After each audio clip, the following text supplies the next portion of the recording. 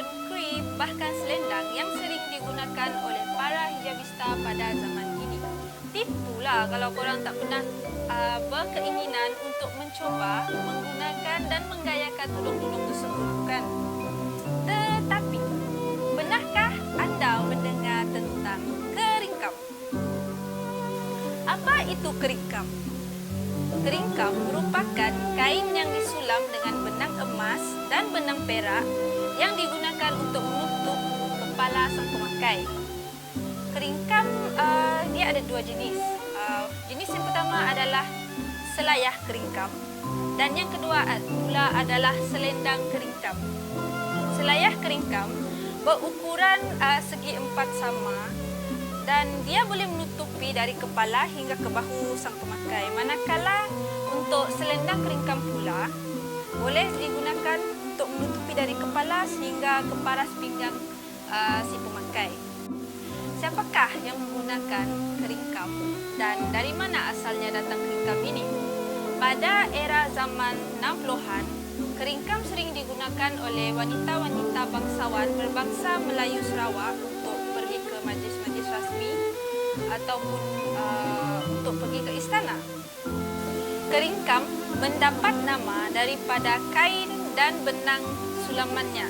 Jika diselusuri sejarah, keringkam pada dasarnya disebut sebagai kelingkam ataupun kerikam. Pada zaman dahulu, masyarakat Sarawak sering mendapat kunjungan daripada pedagang-pedagang India dan pedagang India ketika itu dipanggil sebagai keling. Siapa yang menggunakan keringkam ini dan dari mana asal-usul keringkam Sarawak ini datang? Pada era 60-an, keringkam sering digunakan oleh wanita-wanita bangsawan berbangsa Melayu Sarawak untuk pergi ke majlis-majlis rasmi dan ke istana. Tudung tradisional ini sering dikenakan bersama baju songket Sarawak, baju kebaya ataupun baju kurung. Jika kita menelusuri sejarah, keringkam mendapat nama daripada kain dan juga benang sulamnya. Pada ayat dasarnya, sepatutnya keringkam disebut sebagai kelingkam ataupun kelikam, tetapi disebabkan faktor lidah masyarakat setempat, nama itu bertukar kepada keringkam. Kerikam atau keringkam dikatakan datang daripada India yang dibawa oleh pedagang-pedagang India pada zaman tersebut. 3 buah kampung yang berada di pesisir Sungai Sarawak ketika itu merupakan lokasi pertama kemunculan keringkam ini. Kampung tersebut adalah Kampung Lintang, Kampung Sungai Bedil dan Kampung Tanjung. Beralih kepada proses pembuatan kain keringkam. Benang keringkam diperbuat daripada kepingan halus logam, emas dan perak.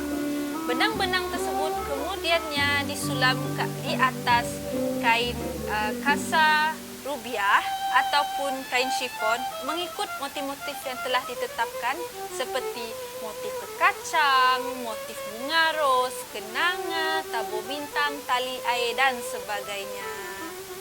Oleh kerana kerumitan dalam pembuatan keringkam, tidak hairanlah mengapa cuma orang tertentu sahaja yang boleh memiliki keringkam seperti orang bangsawan Melayu Sarawak dan orang-orang kenamaan.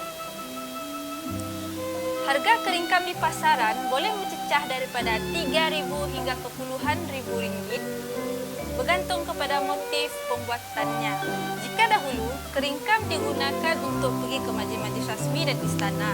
Tetapi sekarang, keringkam digunakan untuk pergi ke majlis perkahwinan, pertunangan dan majlis khatam Al-Quran.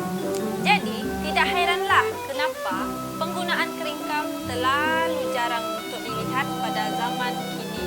Jika anda melihat 1 atau 2 orang wanita menggunakan keringkam, kebarangkalian keringkam yang mereka gunakan itu merupakan keringkam warisan keluarga atau mereka agak kaya untuk membelinya. Sekian saja perkongsian saya pada hari ini. Akhir kata, pakai perahu menuju ke lubung, jalan tebak nembiak pergi. Sekian cerita keringkam Marito ada di Buloya lagi. Ijo-ijo buah mengkudu di atas pokok. Ibu kita gago nak rindu. Tangga aja di YouTube kami lepas tu. Terima kasih. Bye-bye.